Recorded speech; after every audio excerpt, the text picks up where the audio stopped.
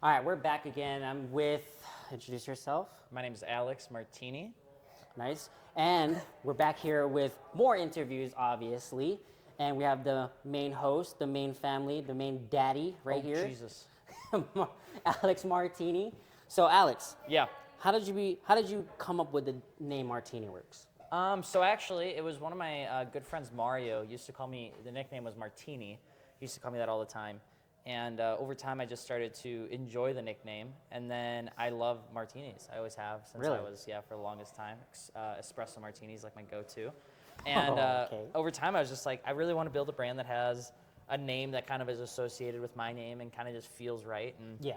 kind of have that feeling of a little bit of uniqueness, but still feel familiar. You know, the works is, I think, something that a lot of people have already in the Yeah. back of their heads. So MartiniWorks is what we came up with, and then the entire concept around it, is that we help people mod their car, and so that's where MartiniWorks came And from. is that where your drive comes, is to help others build their cars Yeah, and I help mean them out? that's the whole thing. The misconception about the car industry is that there are only people out there that are trying to take money from people. And so what we That's try true. to do is we try to build a community and help educate, inspire, and entertain people all along the process. That's And the build whole goal. connection with your community as Yeah, well. Of course. just have a good time, hang out with friends, do cool shit, enjoy it, talk to people about their Yeah. builds, and help people figure out what works for their car. Oh yeah. So how did you guys start? I know I've talked to Dustin a while earlier. Mm-hmm. How did you guys start like the car scene in Wisconsin? Like how did that come about? So in Wisconsin, it started a long time ago. It started back in 2012. When I was living in Eau Claire, there was a period of time where I wanted to be a part of the local car scene. Yeah. And it was pretty rough to be a part of. And not a lot of people wanted to open up their minds to, or I guess ears to talking to some kid that didn't know anything about cars. Right. And they were super vocal about it. So I was like, okay, well, screw these guys. I will go figure out a new way to do it. Right. So I started an online Facebook group called Wisconsin Car Enthusiast Club. Okay. And essentially had no idea on how big it would get, just really wanted to find people that were maybe a little bit more like me, that were open to helping. And it grew into the largest online car club in Wisconsin, and it still is. It's one of the largest car clubs online in the Midwest. We host some of the largest automotive car shows in Wisconsin. Right. And that's kind of how it all started. And so everybody that's, almost everybody that's part of MartiniWorks was a part of my previous adventure, was a part of River Valley Road Rally, was a part of Wisconsin Car Enthusiast Club. And so a lot of the people that are around me have been around me for, 7+ years.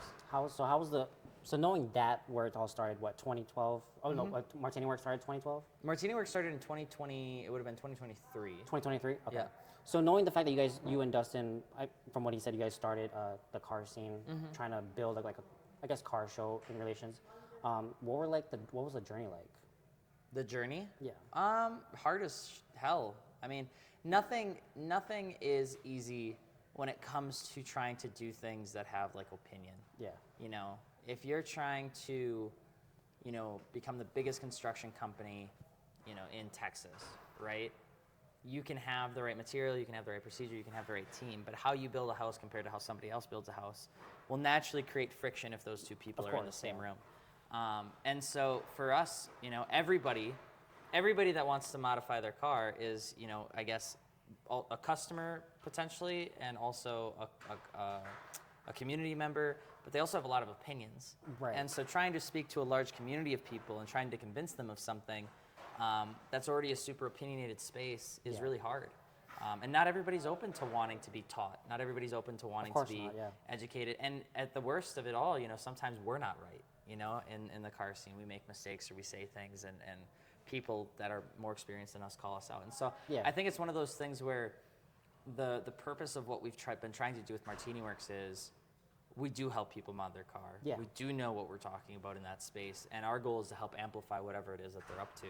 And we want to capture that audience. There's a lot of people out there that don't need help or that think they don't need help. Right, And that's of totally course. fine. Keep doing you. But there's constantly new generations of people coming up and coming in that they could use a friend to help them figure out what works and what doesn't. And that's where you guys come in, right? Okay, cool. So knowing that you guys are doing the whole car show scene and from where it started to where it is now, is it just only JDM, or is that all in car enthusiasts, regardless hot rods, lowriders? Like Wisconsin's not big enough to have just Okay. a JDM scene or just a Euro scene or Yeah. just we welcome everybody, and so we always have since the beginning. So we've always had cars like GTRs and JZXs and stuff like Yeah. that, sure, but we've also had like old Yankos and Camaros and Novas and Roadrunners, and we've had Lamborghinis and Ferraris and Lotuses and things like that. So our goal is to always just, like, we want to be able to bring people in and see a diversity of course, cars. yeah. That's always been the goal. And so, sure, there's definitely the trends, you know, like the more common platforms, but we don't shy anybody away from wanting to be a part of one of our shows. Of course, because you want to keep it open to everybody. It's not just singled out. Yeah, just because you get older doesn't mean you shouldn't be a part of it. Like, there are people in our group that are 35, 36 now. You know, we're becoming that older group. So for us, it's like, damn, man, we gotta figure this shit out. But you know, I always check and see, you know, what are the 16, 17, 18-year-old kids, what are they buying, what are they modifying? And it's like, it's the same shit, dude. It's just a newer car, you know, instead of a 2010 BMW, now it's a 2017 BMW, you know. So the platform's changed a little bit, but it's just a newer car. Right. So what's it like knowing the fact that you were at that age, you know, learning about cars, what does what, where goes what, and like knowing that you are teaching the younger generation, you know, what's it like in your perspective, showing that to them? God, I don't know, man. Like, it's, when we look at why we do what we do it because we just believe that it's the right thing to do. And so that's always made it really hard to figure out what path is the right path forward. Right. Because we don't want to tell people that they're wrong. We don't want to tell people that the things that they're buying are wrong, or we don't want to tell people that they're modifying their car wrong. Our goal really is to just guide, just to help guide and maybe help make a couple less mistakes in the grand scheme of things, versus when we were young, when we made all of the mistakes because we didn't have anybody to help us. Right. You know, we didn't have anybody to teach us what offset is, or the difference between a Koenig wheel and an Autohan wheel is, or the difference between a Nankang tire and a Michelin tire, right? All you see is price. And outside of that, people typically don't look for anything else. So it's a cool feeling. It's a very blessed feeling. But it's something that I don't really try to take for granted because I'm learning every day. Like this year, there's never stopping learning. Yeah, this year is the first year I'm doing, you know, grid life time attack. Last year I just learned how to do, you know, kind of grassroots drifting with the Nissan Gloria. We're wide bodying cars. We're welding cars. We're doing things that I've never done before. So it's like I'm learning just as much and just as fast as anybody else. Right. We're just super confident in the parts and the history on that side of things, which is why we feel confident about having MartiniWorks as a brand. Which is good because you guys grown since the first time I've seen you guys. 2022 when I first met you. You guys had your first time at Gatlinburg show. Yep. I don't know if you remember that, but that's when I first met you, and you had your Ferrari. I remember. Yeah. So what was it like ever, like finally being in a show, doing your first MartiniWorks, I guess, booth show? It's scary, man. I mean, when we did MartiniWorks for the first time, Gatlinburg 2022, I think it was. Yeah. It was petrifying. You know, there was a lot of emotions that came from 2022. And stepping away from the previous chapter of my life that I poured my heart and soul into for you know, almost 5 years, and brought all my friends over and had people move across the state for. And, you know, I had a lot of accountability of that brand on my back, and I loved what I did there, and I thought it was mine. And it wasn't, you know, and that's the unfortunate truth of it. And so to start over again was an empowering feeling, but it's also an equally deflating feeling. Yes. Because you sometimes feel like you're doing it all over again, and it's like, well, what the hell? Like, what's the point?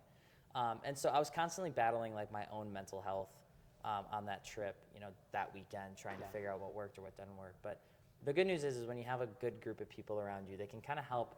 They kind of act as like the pinball walls, you know, so you don't accidentally fly off too far to the left or too far to the right. But I was super happy with that because the response was awesome. People loved it, and it told me that people were still there and they still wanted to support, and so we just kept pushing.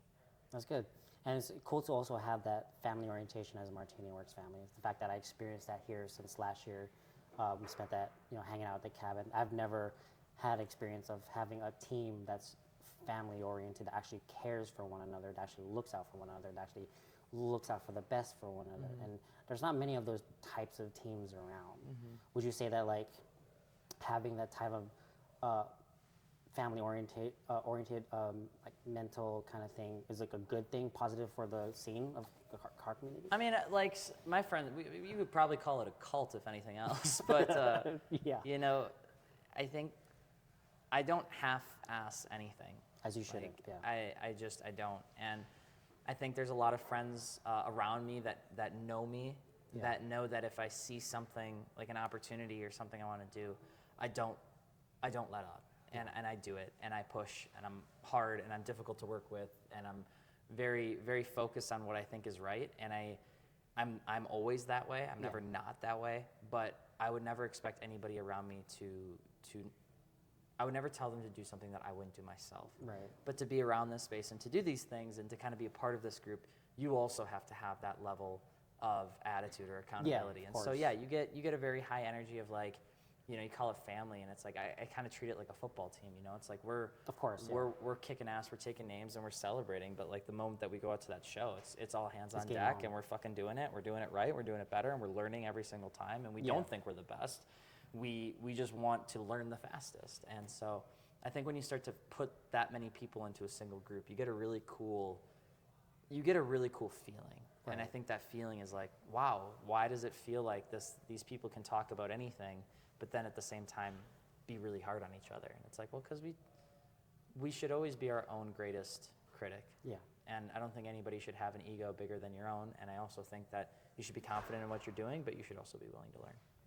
And some people are not always like that because of no, dude. Pride? It's the automotive scene, man. It's hard. You know, it's really hard. There's a lot of times when people see a lot of really successful people on YouTube, they think it just happened, you know, overnight, and that's the end of it, you know. And, you know, I think the biggest example is like Adam LZ. Everybody always, you know, they see him and they're like, he started with BMX, he started drifting, and that's what made him so special. It's like, no, dude, that guy is crushing out, you know, 14-hour days, 15-hour days. He's in meetings back-to-back on Mondays, and he's traveling every single weekend, and he's making huge sacrifices with his family, and he's choosing every single day to push that dream forward, and it's a conscious effort to push that dream forward. It is not a subconscious output of you just showing up to work. And I think that's the biggest misconception people have about this sort of thing, is that if you want to make your passion your dream, it's not a subconscious effort just to do what you love. It's a conscious effort to push forward in ways that you never thought you could do before. Right. And I think if you can do that, fuck it, give it a shot. Do you think sacrifices need to be made just to, you know, make your dreams happen? Absolutely. Yeah, I mean, that's the whole purpose of it, right? It's like you only have a finite amount of energy and a finite amount of time in any given day. So if you want to get more done, you can work more hours. But if you're going to work more hours, that comes from somewhere. Does it come from dinner time? Does it come from waking up early? You know, and you kind of treat everything a little bit like a formula, and you figure out what are you willing to dedicate. I think Casey Neistat has probably one of my favorite videos on that subject, where he takes a look at his 24-hour day and he breaks it into hour-long chunks, and he talks about how he, with I can't remember his name, but he was like an ex-Navy SEAL, Jelinek or something like that. But he talks about, Jocko, and he talks about how he used a lot what he learned from him to carve out, you know, 2 additional hours earlier in the morning, and he just sacrificed sleep for that because he chose to make that sacrifice. I see a lot of people that, like, you know, they're so infatuated with trying to make it successful overnight, and TikTok has made it easier to see that, but it's not that way. I mean, we got a really good friend of ours sitting 20 feet away from us, Mario, who started making content on TikTok for the entertainment industry back in 2022, and he's crushing it now. You know, he's getting hundreds of thousands of views on his videos, and he's got a system, and it's working. And people only see the 30-second video. They don't see the part where he's editing till 3 o'clock in the morning. They don't see the part where he's combing through footage while everybody else is drinking and watching, you know, grid life videos. They don't see the 6-hour nights or the 5-hour nights or the fact that, you know, he's jumping from plane to plane. Nobody sees that. And the result is you get this twisted ideation of what success actually takes. Have you made a lot of sacrifices over time? I mean, I think everybody has in some way or another, you know. I think maybe not, sacrifice is like such a connotative word, but there's an opportunity cost to everything that you do.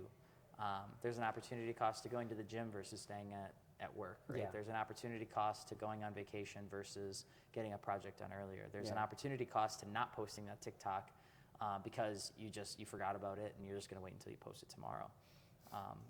Or timing the algorithm, if you and the more aware you are of that sort of stuff, I think the more successful you can be, because you're more in control of those chances. Right. So what made you want to, or who inspired you to become a content creator? Nobody. God, that's weird. Nobody actually really, like, it's such a weird thing. I think in terms of like content creation, I always found, I love movies. I've always loved movies. Right. Format 67 was like the YouTube channel I used to watch that made really cool car videos. Crispy was always a content creator I used to watch that made car showcases. Yeah. But I never really had like a YouTube content creator, I guess, like inspiration. It was like I loved what it allowed you to do, which was express yourself. Yeah. And I always had a tough time expressing myself. So I grabbed a camera, and my first camera was a Canon T4i, and I started taking photos and making videos with my dad as we'd go up to like Michigan for no reason, and you know, we'd go down to South Padre Island, Like vlogging, and just I'd vlogging? film that, and that's how it started, you know, and that was pretty much it. There's a lot of incredible creators out there, you know, Eliminate, Night Ride, Yeah. I think it's like Four Eyes, Matt Armstrong. Is it Matt Armstrong? Yeah, Matt Armstrong. You got Throttle. Throttle's Throttle. good. I'm trying to think of who else I really enjoy watching. Super Fast Matt's probably one of my favorites right now. And these are people who have really grown into creating content for themselves, Yeah. and they share it with people. And I love that. And I think sometimes even I make the mistake of creating content in hopes that I get more views instead of just creating course, content that I yeah. love to make. So it's like became like more of like, because I know when starting content creation, everybody would like to get, you know, views, but forget the fact that it's a passion that you just want to entertain people or Yeah. share information like that. So with that being said, like you went, was it Australia? I think I saw that video. The two guys that built cars, I forgot their names. Mighty Car Mods? Yes. What's it like meeting them? They're awesome. They're really good people. You know, when I met Blair and the rest of the team, and when I was in France and I got a chance to meet them, they were incredible human beings, and they care a lot about what they do, and they remind me a lot of Ben and Ben from Gears and Gasoline, Oh, okay. where they have this innate passion for what they do. They're not chasing views. They're not chasing size. They're doing it because they just freaking love it Yeah. so much.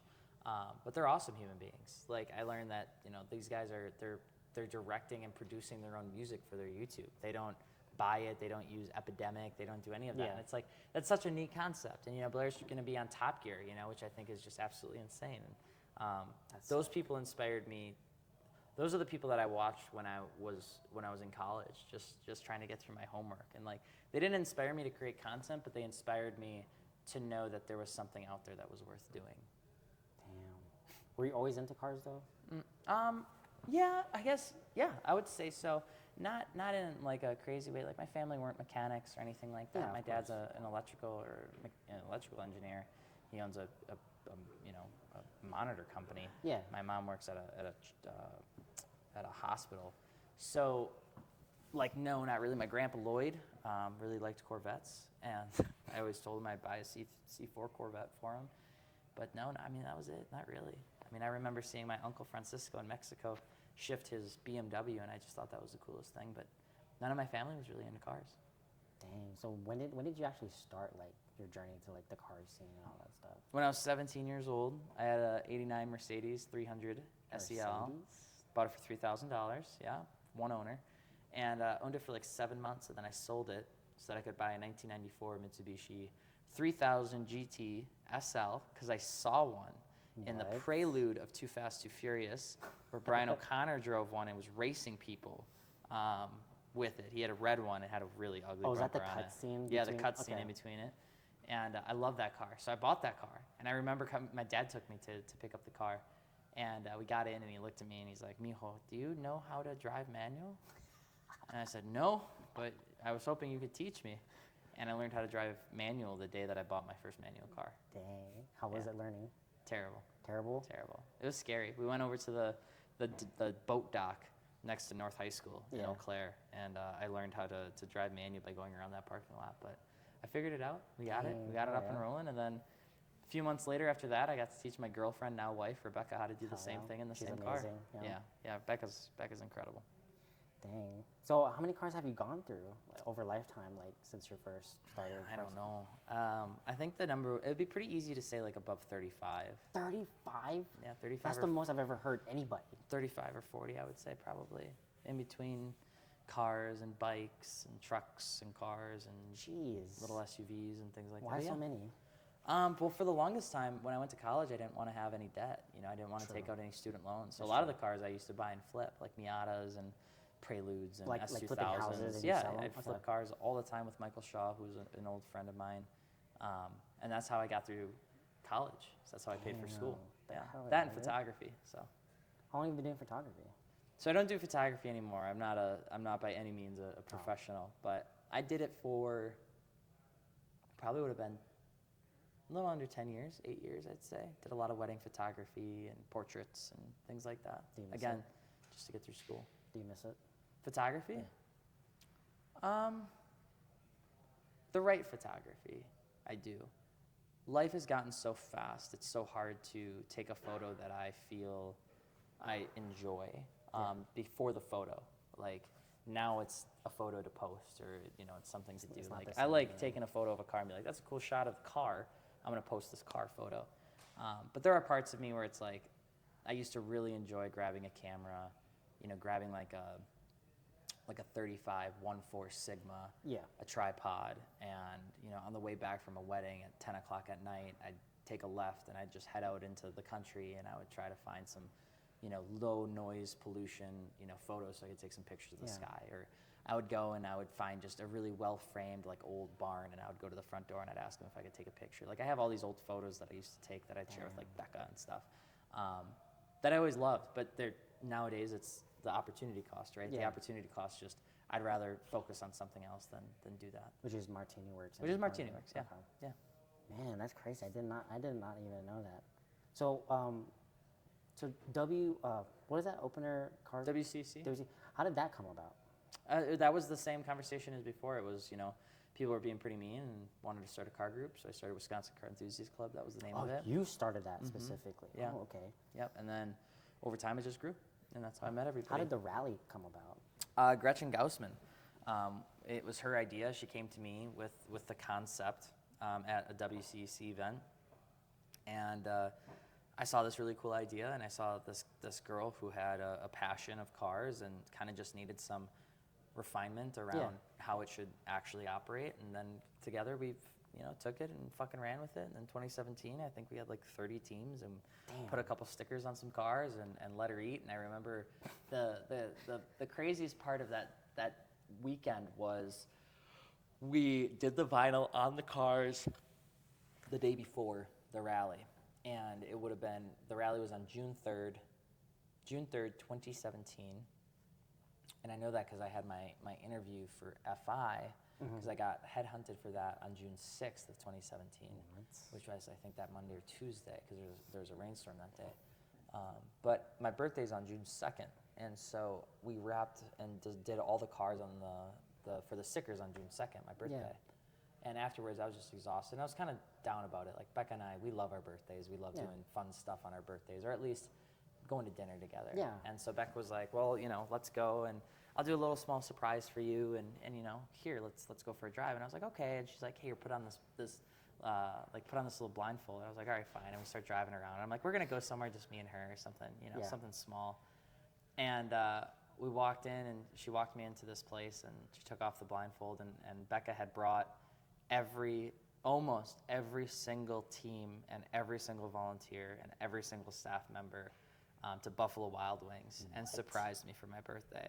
And that was a super special moment for me, because sometimes I get in my own head about doing all of this and feeling like I don't have that support. And that was one of the first of many times that Becca has kind of reminded me that this support system exists, and it's very strong and it's very loving. And yeah, that was an awesome sometimes day. It's always nice to have support, to know that you have support, right? Yeah, it's kind of like when you tell your parents you love them, like it gets annoying after a while, or a significant other, a brother or sister. It's like, I love you. It's like, yeah, I know. Yeah. But you get older, and you see them get older, Yeah. and all of a sudden that I love you means a little bit more. Of All of a course. sudden, like the I miss yous mean a little bit more, and you say it, and the weight of what you say changes over time. And I think sometimes just hearing that from people more often, taking a second and appreciating what those words actually mean is super huge. And people can feel supported all the time, right? But feeling supported and have somebody saying, hey, you are supported and I am here for you, and I really do want what's best for you. For a lot of people, that can make the difference between them having a good day and them having a great day. Yeah. Man, that's crazy. I mean, I'll never experience that, I don't know, maybe in my lifetime, to build something. Like, I'm just starting this out, and I'm still brand new. Obviously, I'm still learning the ropes. I mean, of course, the comfortability of doing these interviews, and as well as walking up to people and creating little reels just to ask them questions. Which I've seen most of all MartiniWorks, and of course Mario does his interviews as well. I've been watching all of that, and the fact that like I wanted to try it does still make me nervous to even come up to somebody and just ask them a question, which I guess it will take practice over time. But eventually, hopefully, I get used to doing that. But for like MartiniWorks, like what is the future plans for that? Like what is the next step or what's the next goals you're trying to hit? Well, one of the things I'll say, just to kind of touch on what you had mentioned earlier, of like it being hard to ask people questions. What's the worst that could happen if you ask? Yeah. They say no. Guess what? It's a no. That's it. Yeah. It's nothing more. It's nothing less. A lot of times we get in our own heads about what no means. No just means no. That's all it is. It's nothing more. It's nothing less. And if you want to build something special, you're going to get told no a lot. Yeah. And if you don't feel comfortable getting told no by a random stranger at a car show that could be 20 years old and barely has their life together, what happens when somebody that's actually in a pretty strong position says no?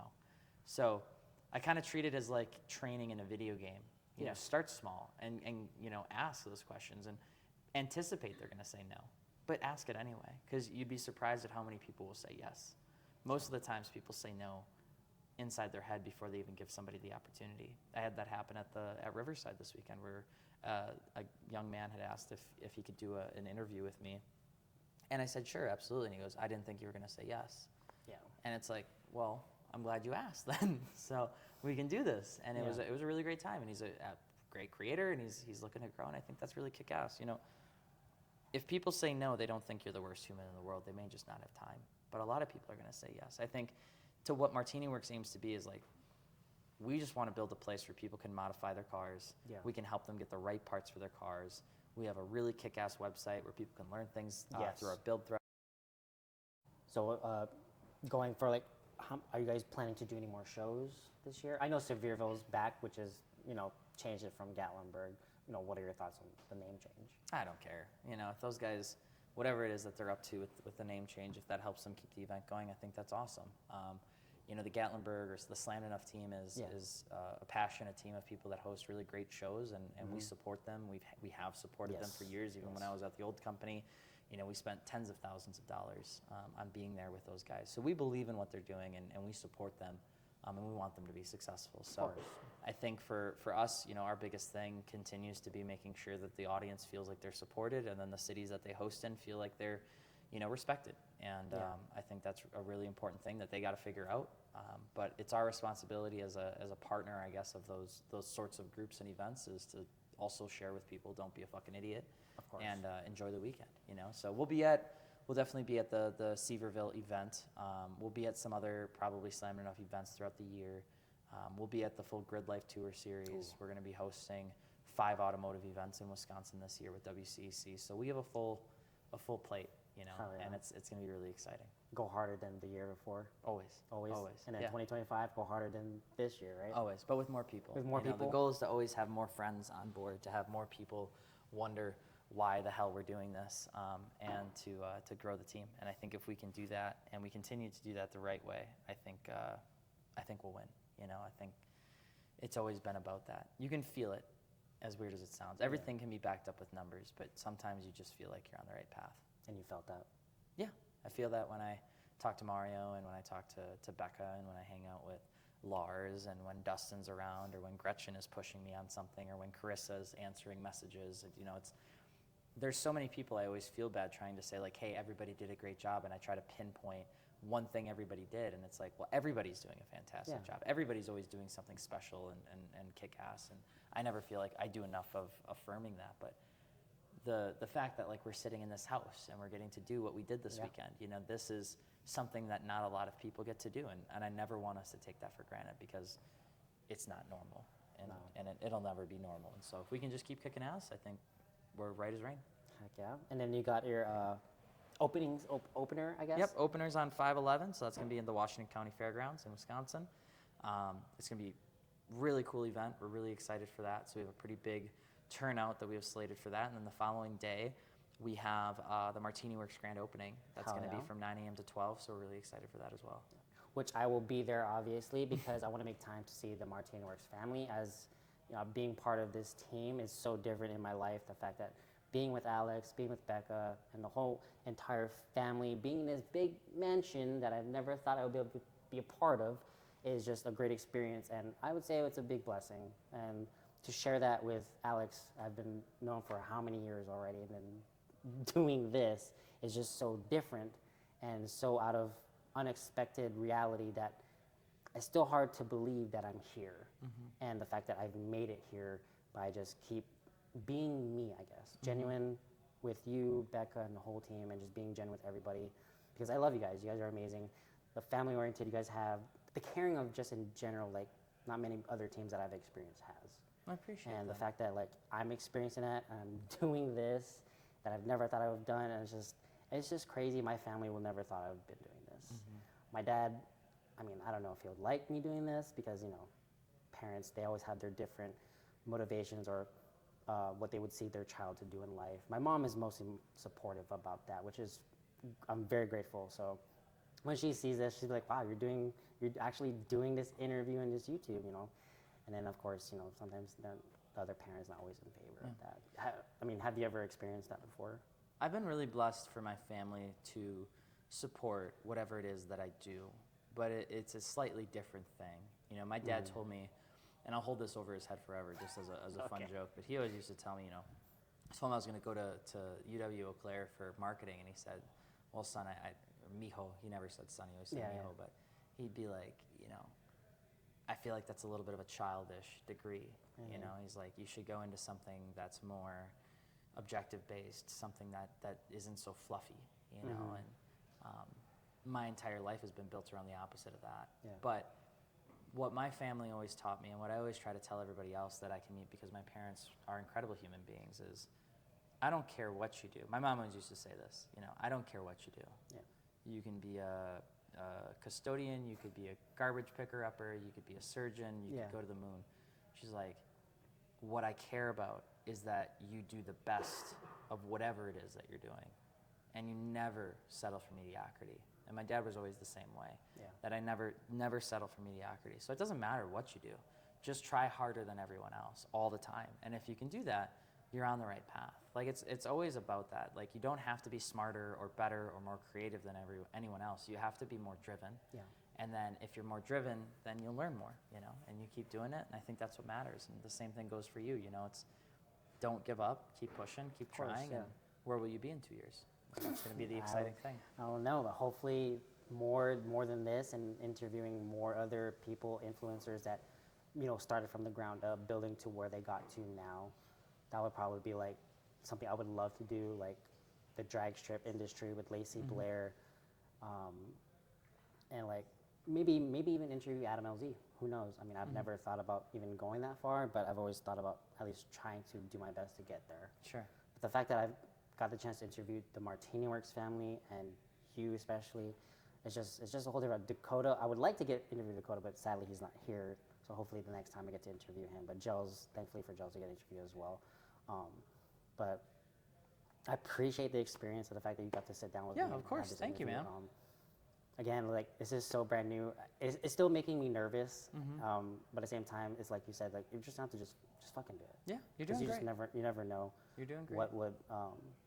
What would life would be like if you just did not do what you did? I mean, have you ever thought what would life be like if you just didn't do what you pursuing MartiniWorks? Like if you just stopped and did something else, or what would life? You never thought about that, really? No, like so many people sit in a world where they always think of what could have been instead of what is. Yeah. And this is not an automotive related topic at all, but if you live in the hypothetical, man, you're living in a place where you'll never exist. And there's a difference between having a dream and looking backwards. And I think looking backwards is the most devastating thing you can do to yourself if you're trying to grow and you're trying to move forward. You can learn from the past, but you can't live in it, you know? So, no, I think that I'm super grateful for all of the opportunities that have been put in front of me, but I'm also very proud of myself and my family and my friends and my wife for encouraging me to take those opportunities every single time. And they haven't always worked, but I've always learned something from them, and I think that's that's the whole point. Yeah, of course. Well, I can't wait to see where the family goes, especially for this year with all the shows you guys will be attending. And of course, hopefully I get to see you guys soon more often than, you know, but other than that, thank you so much. Of course. For Thank you, man. taking the time Appreciate for it. this interview. Thank you guys for watching and having this time to watch me interview this awesome dude. Bye. I'll catch you guys later for the next scene. Will probably is May 11th, the opener. If you guys are around in Wisconsin, please go check out Alex's event, as well as opening for your shop, right? Yep, 512. 512, which is the next day after the show. So thank you guys so much. I'll catch you guys later.